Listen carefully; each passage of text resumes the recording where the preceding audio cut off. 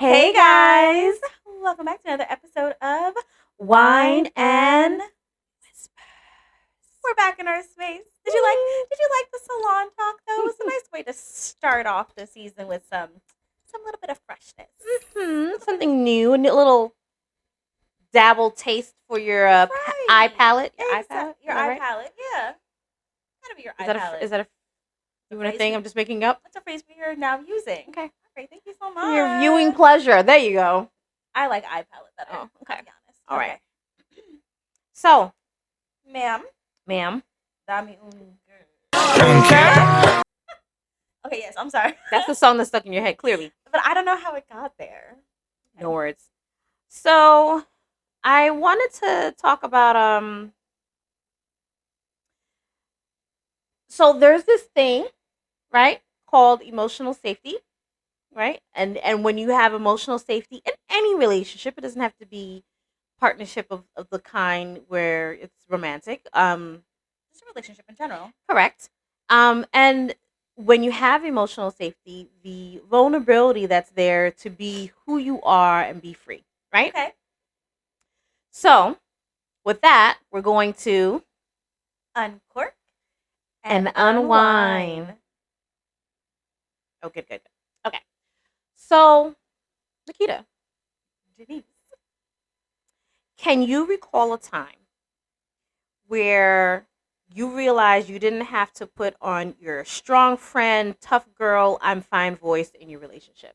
In any relationship? In any relationship.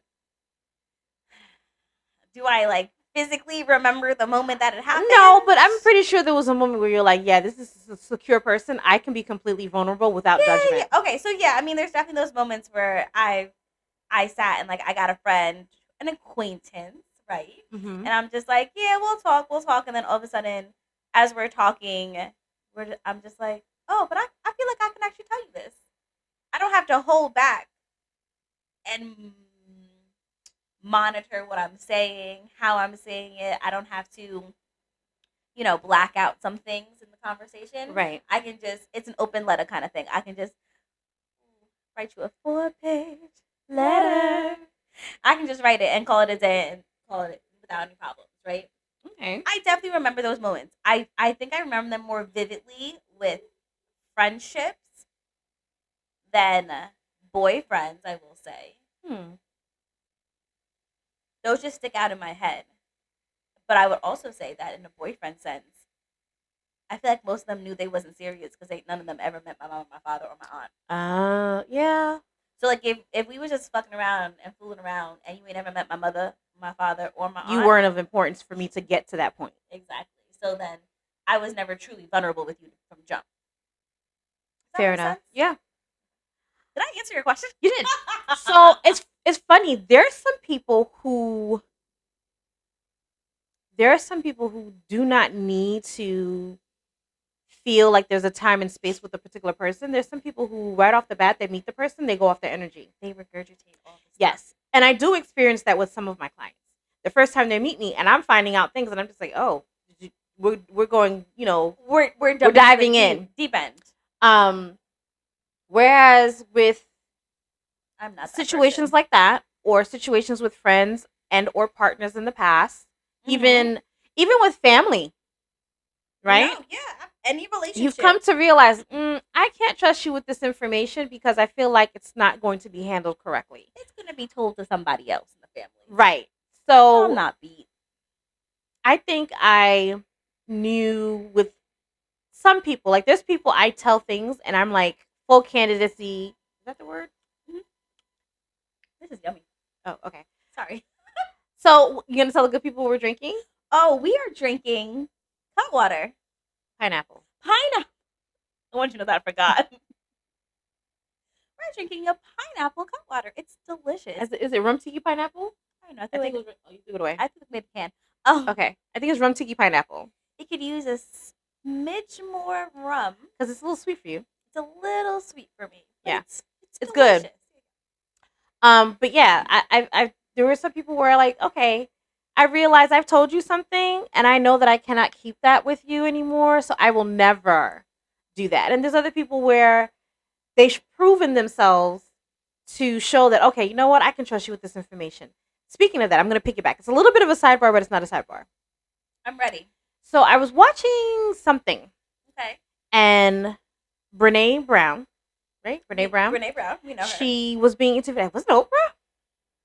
Maybe. Okay. She was being interviewed by Oprah. Oprah still got a show? No. I think it was like an old video or old clip, right? Sorry, my bad. And it was talking about trust, right? Mm-hmm. And her relationship that she was having in conversation with her daughter about trust and about how you can speak to your preteen and teens about who to trust and who not to trust. And I took what happened? No, that's just a hard conversation to have with preteens. I had to have it though. Because this is the middle school. I don't know what the hell. I don't remember middle school to be that way. Maybe because I blocked it out. You know, they say that you tend to block out certain things that you just don't want to. Middle school was catty. I don't remember it in that capacity. Were there kids that irritated the hell out of me? Yes. Did I tell them about themselves? Yes. And I kept it moving, and that was it. Right? At least that's how I remember it. I'm not gonna say that's how it was to the T. But I shared with her what I saw with Brene Brown. Mm-hmm. Brene Brown had said to her daughter, she said, what is it about this particular friend that allows you to feel safe and trust them? And so the daughter recounted, when I was sick and I missed homework, she made sure I had the homework and brought it to me. When kids, when I get to the lunchroom and there was nowhere else for me to sit, my friend had purposely sit in 2 seats so I can have a seat, so I can sit down. Okay. So little acts like that was how she was building the trust. And didn't even realize it, right? And so that's how her daughter was able to identify, this is someone I can trust versus someone I can't. So now as my daughter is going through navigating, right, she's literally going through all of the things, right? She's talking about this person and that person, and I'm like, what about this? And I used it, because I think I mentioned it several episodes or like maybe season 1, season 2, that the car ride is our safe space to have these conversations. So in the car ride, I have the conversation with her, and I'm like, what is it about this friend that you can trust? And she's like, I've told this friend a lot, and nothing has come out. That's a great friend. I said, that's a great friend. I said, what else have they done aside from you just venting and they're holding it for you? Right. And so other actions. Right. So she's told me here and there actions. I said, okay, remember that. Because that's how you're going to decipher the real ones versus the fake ones. Absolutely. And so without even knowing it, picking it back to today, me answering the question, that's kind of how I determined, and not even knowing the whole Brene Brown thing or trying to tell my daughter, that's how I was able to say, okay, this is a real one, Nadi's one of my real ones.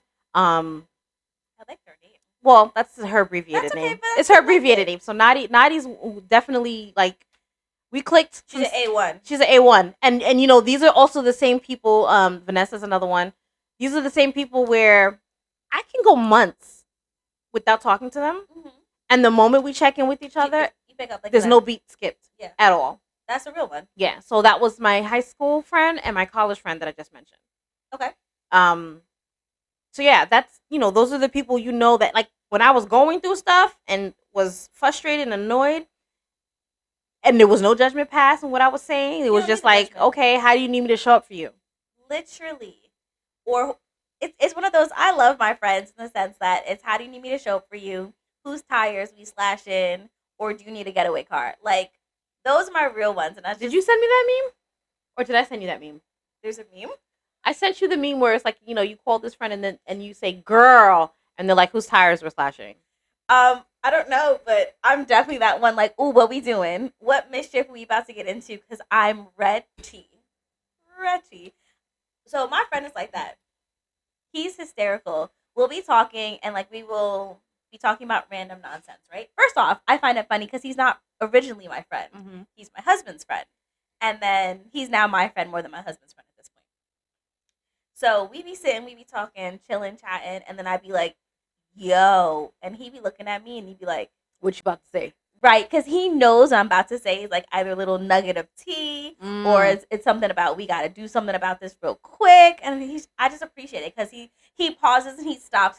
He'll put his phone down. He'll be 100% in the conversation and be like, I bet what's happening. miss those moments. I love those moments. Okay. So speaking of those moments, um,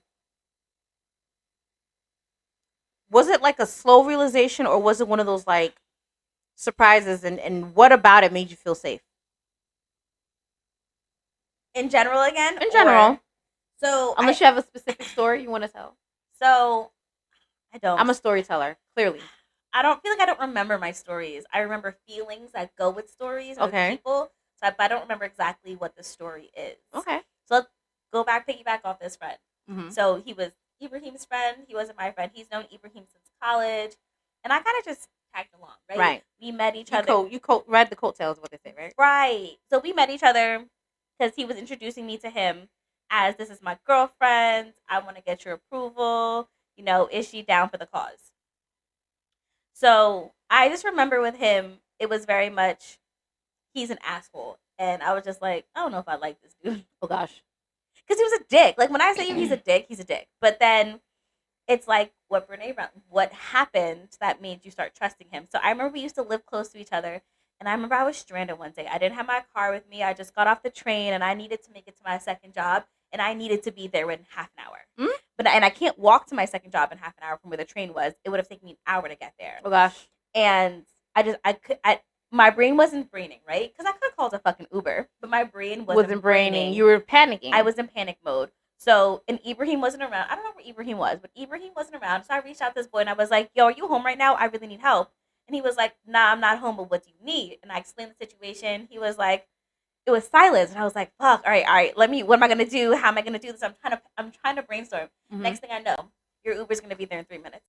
Aww. And I was like, what? My whole brain was just like, I paused mid-text and I was like, my Uber? Wait, what? Because he knew where I worked, right? And he was like, yeah, do you need a ride home or do you need me to get you an Uber home to let me know? Literally. And it was that moment. Oh, there's the moment. The moment. And I was just like, oh shit. He really looked out for me. It had nothing to do with Ibrahim. It had nothing to do with that relationship. He just had my back. Right. I'm curious that how did Ibrahim respond to I'm pretty sure he found out. Like what was his response to that? He doesn't know. I'm sure he knows. I'm sure You've never told him. I'm sure I did. In the moment, I'm pretty sure, because I probably reached out to him and said, I'm stranded, I don't have a ride, this, that, and the third. He probably said, oh, you good. That's Ibrahim, though. Like, okay. He's like, oh, you good. Okay. Ibrahim, at this point, admits the fact that he's more my friend than he is his friend. Like, we accept this fact now. Oh, okay. But he was just like, oh, you good. And I think we talked about how I was getting home that day. Right? But yeah, Ibrahim didn't care. Especially because Ibrahim knew who the guy was, right? And Ibrahim trusts all of his friends that if he has always told me, if I ever need something and he can't do it or I can't reach him, I need to reach out to some other people. Fair enough. Which I have, which I appreciate all of you. But yes, so I did. In that moment, I was like, oh, fuck. I knew my college roommates, so Raven and Vanessa. Yes, Raven. That's so Raven. And Jesley. So the three of them. I know, I'm slacking. I knew they were real ones. And again, these are people, I may not speak to them every single day, but when I reach out or when they reach out, it's like, hey, how you doing? How's life been? You know. Hey, boo. And we were just talking about this. I was in a car accident when I was 20. Yes. I had to miss a semester of school. I didn't know you missed a whole semester. I missed a whole semester of school. And during the middle of the semester, all three of them showed up to my mother's house in Long Island. So you're talking about someone who lives in Inglewood, someone who lives Rahway, and someone who lives from the Bronx. I love that. They all showed up to cut. And I was like, these are real people because they took the trip with no vehicle. So they took public transportation. The LIRR. No, not even. They took the subway system, the New York subway system. Why didn't they take that? Never mind. Because they were coming from Newark. They could have taken the LIRR. Never mind. Go ahead. College students. It don't matter.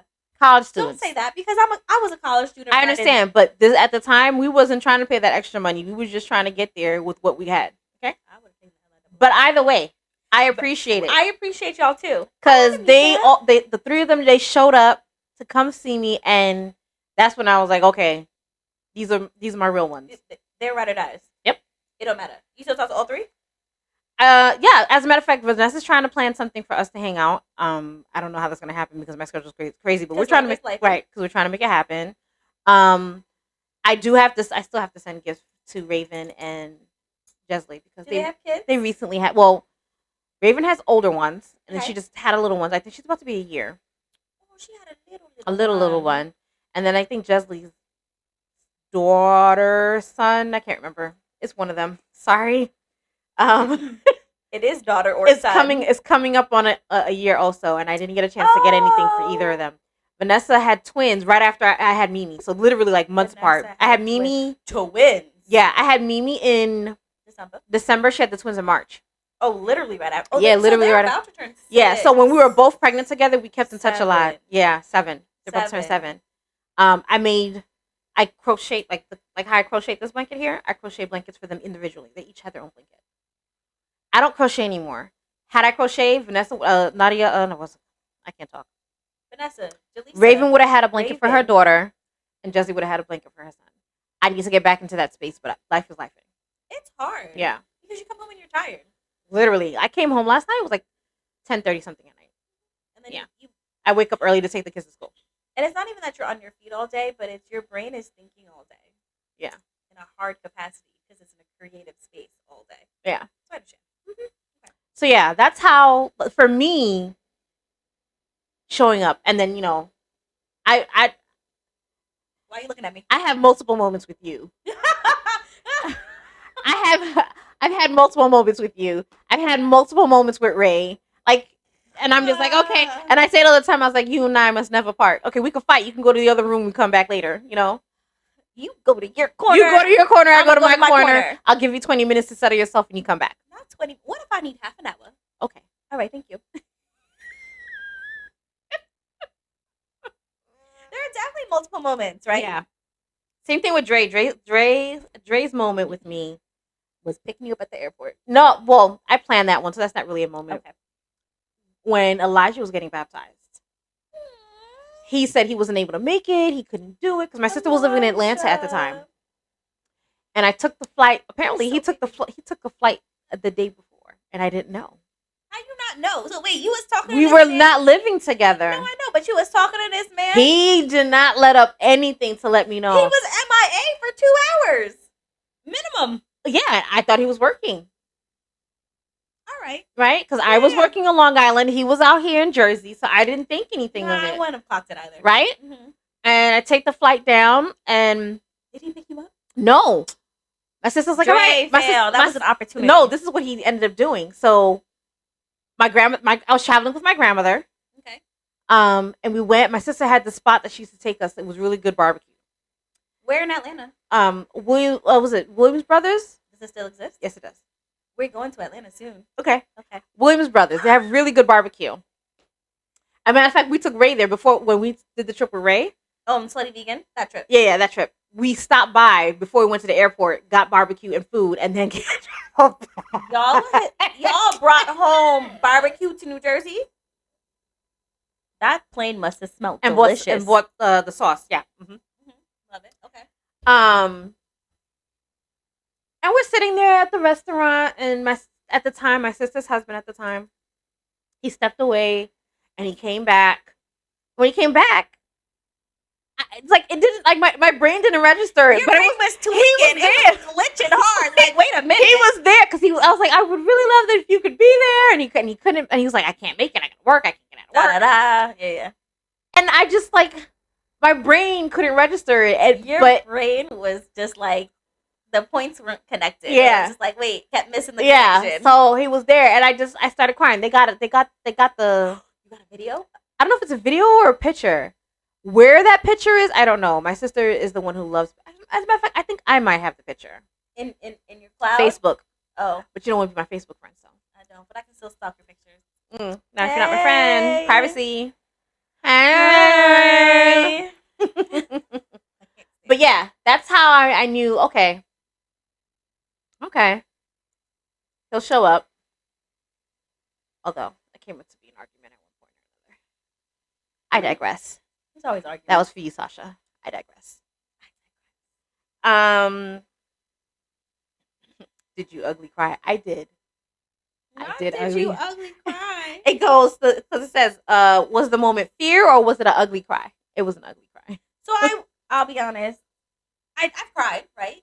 I don't like crying. So like I know.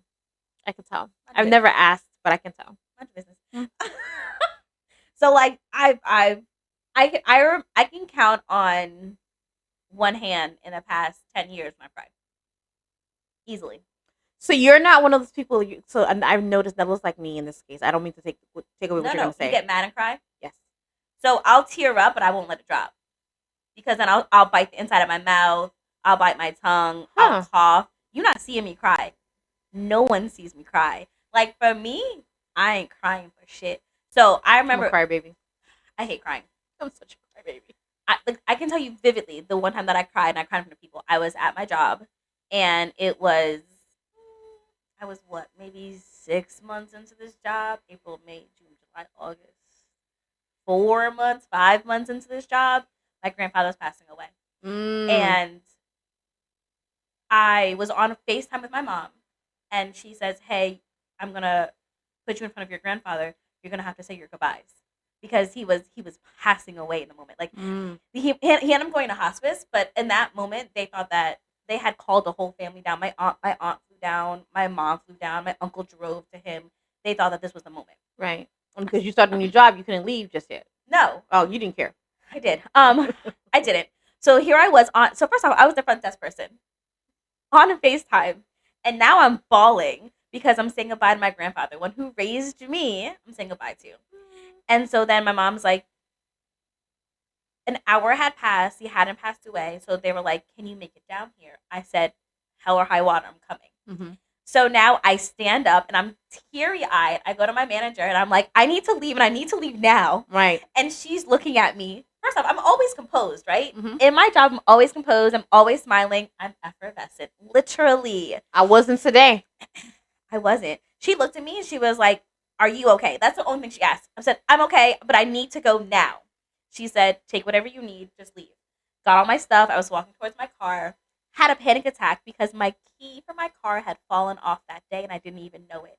So when I got to my car and I tried to click my car open, I had no fucking car key. Oh gosh. So now I'm breaking down in the middle of the parking lot. So now I'm really crying. I'm crying. And you shouldn't be driving when you're like that. Correct. So now I'm really crying. I can't get anywhere. I'm on the phone with Ibrahim telling him to buy me a fucking ticket because I need to get out this fucking state and I have to go to Florida, but I can't leave. So now I'm gonna drive, but I can't drive. I'm freaking out.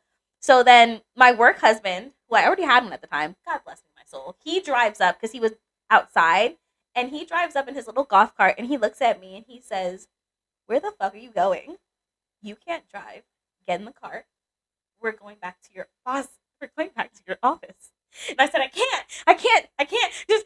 And I'm freaking out. I'm crying. He literally just does this to me, holds my hand, and it's just like, "You're coming with me." He did a Pedro? He did. "You're coming with me." And I instantly was like, "Okay, I'm coming with you." And so he took me to the office, sat me in my manager's office, my boss's office. He's like, "Yeah, she had a whole breakdown. She can't find her key. Give me 10 minutes. He found my key in 5. Where was it? So someone had found my key in the parking lot.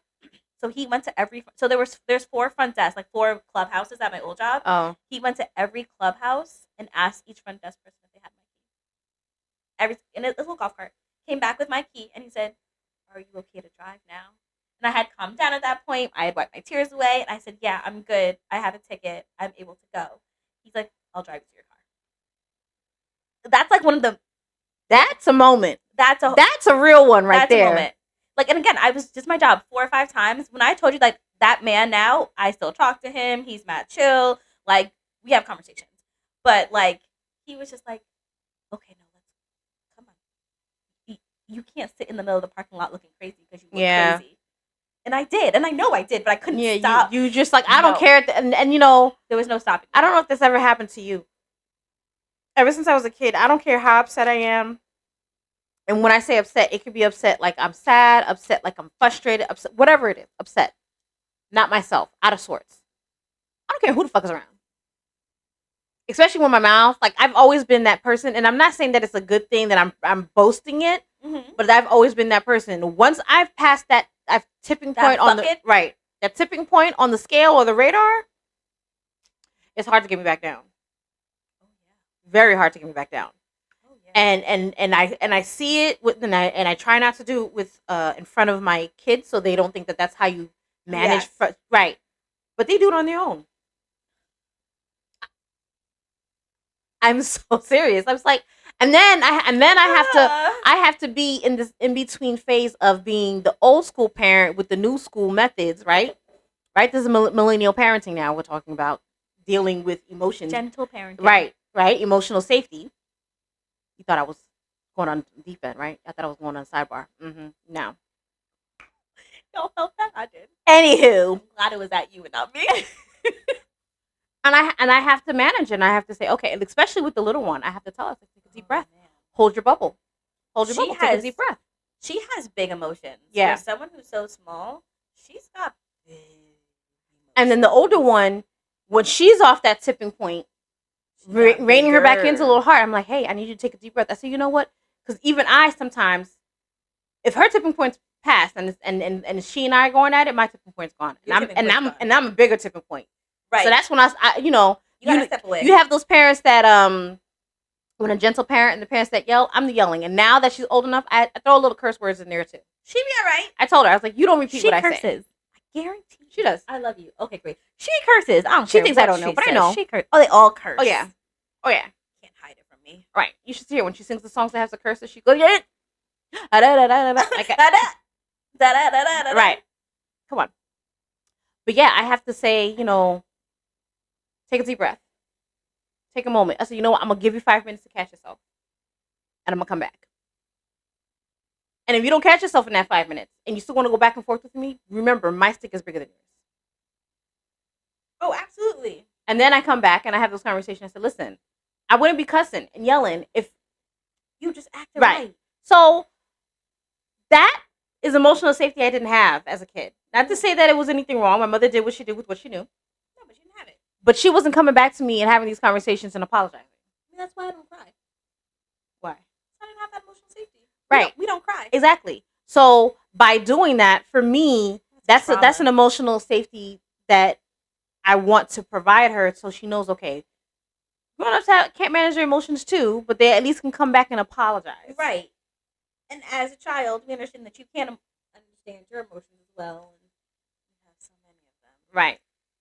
There was something I read one time when I was learning about the ADHD, and it talked about, it was these two psychologists talking about the brain and how the brain is being developed, and consider it like you have the soft feelings right here. I think did I show you that? Did I show you? Yeah.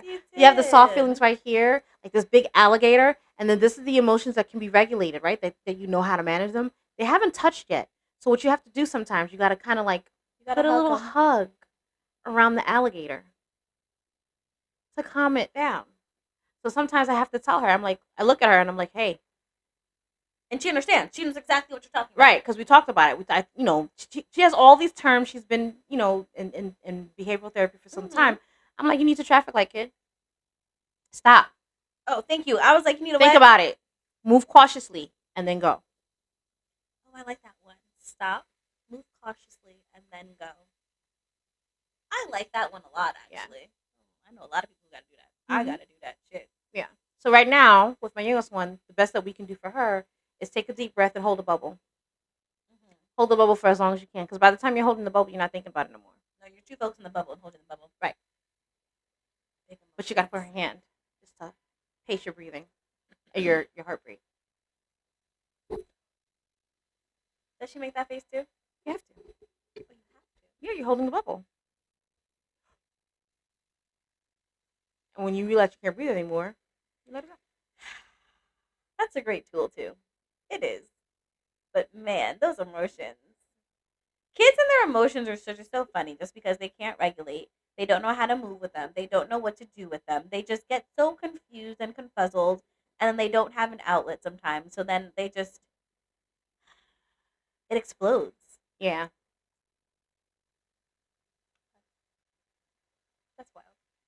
Thank you for those teaching tips, because I definitely need those tips sometimes. I'm glad I could share it with you, and I can share it with you. Share it with the world. Right, but was it Light Up Your Life? Yes. Spice Girls. Mm-hmm. That's all I remember right now. What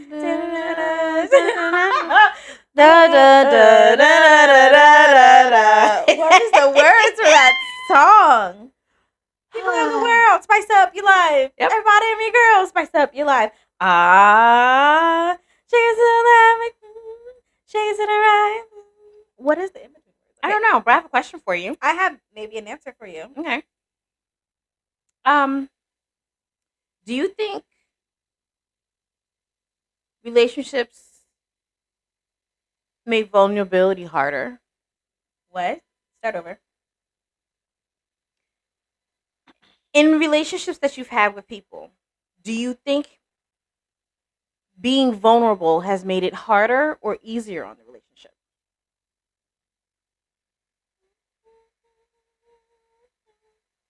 I want to say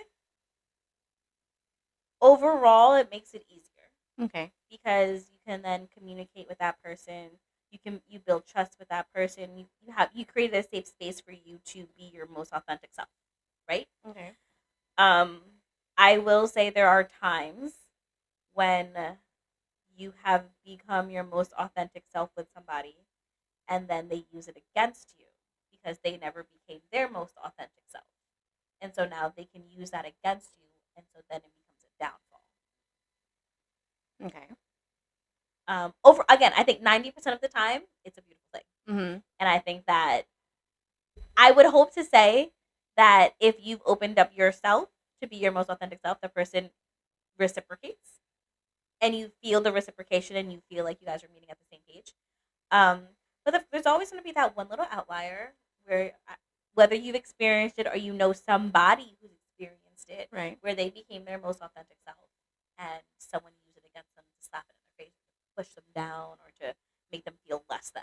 Right, and that's how you weed out the real ones, the ride or dies. Right, absolutely. Versus the ones who are there just to pull from you. Absolutely. Drain you. Correct. Okay. And then with that,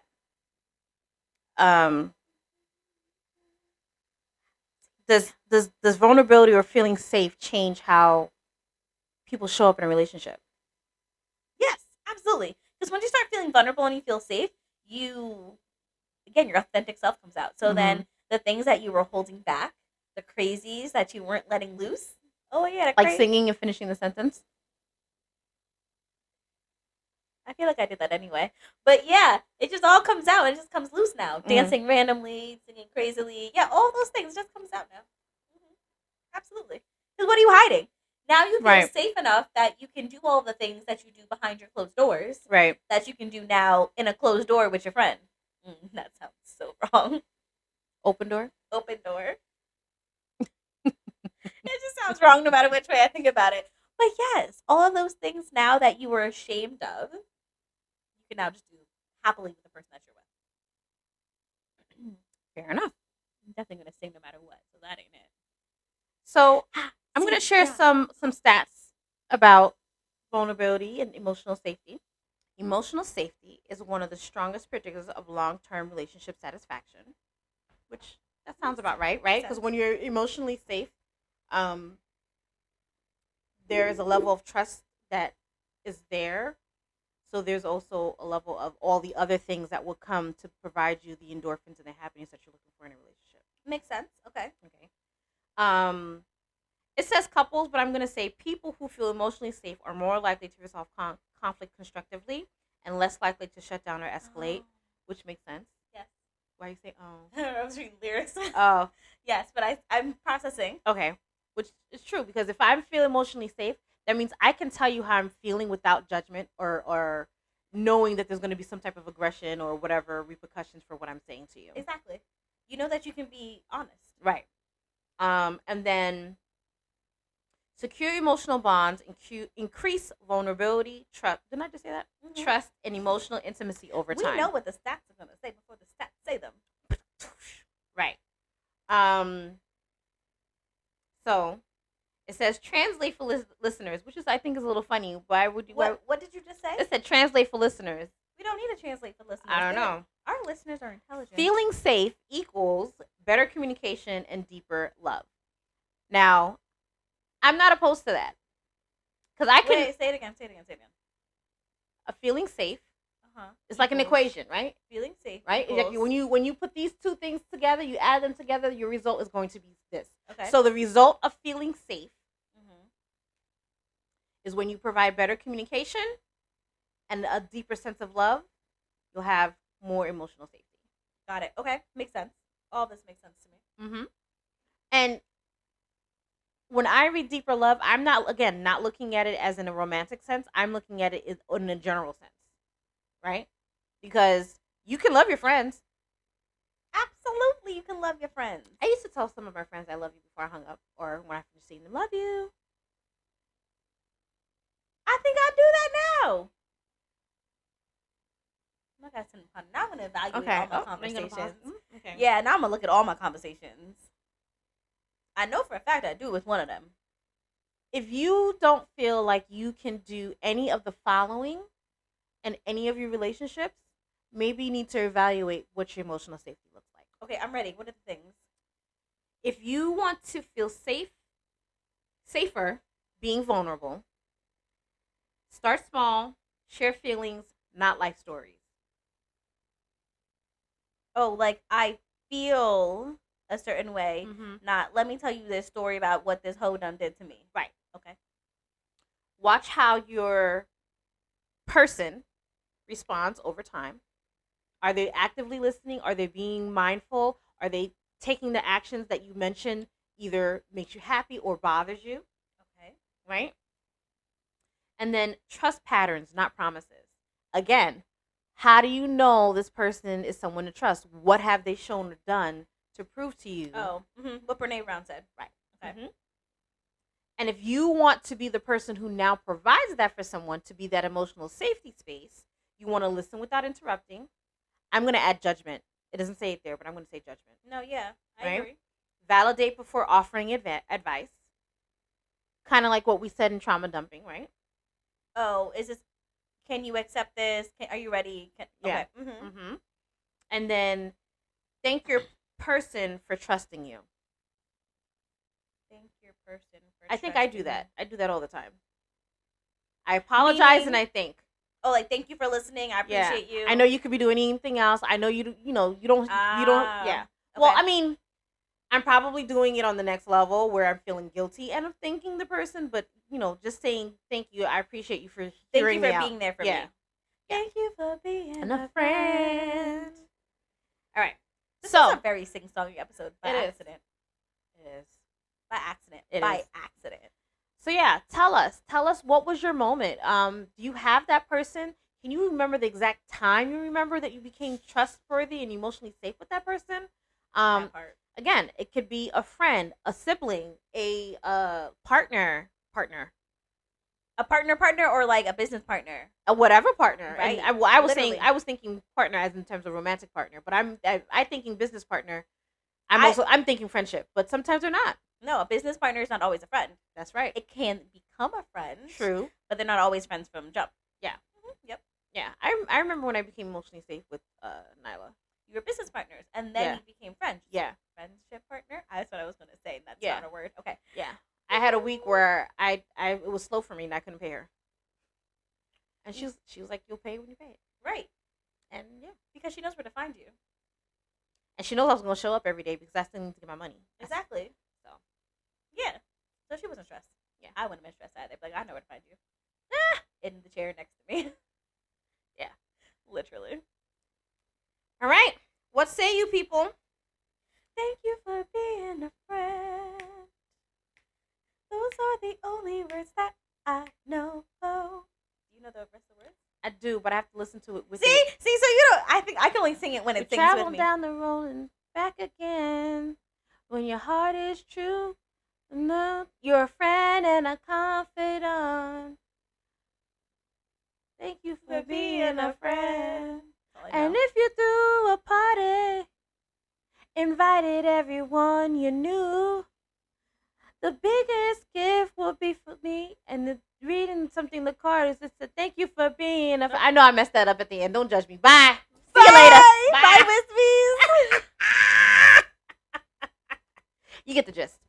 Hey, Wispies. Thanks for joining us for another hard-hitting girl talk. If you have a topic or question for us, send us a whisper at info@wineandwhispersclub.com. That's whispers with an S. If you enjoyed this episode, don't forget to like and subscribe on your podcast listening platforms. See you next time, Wispies.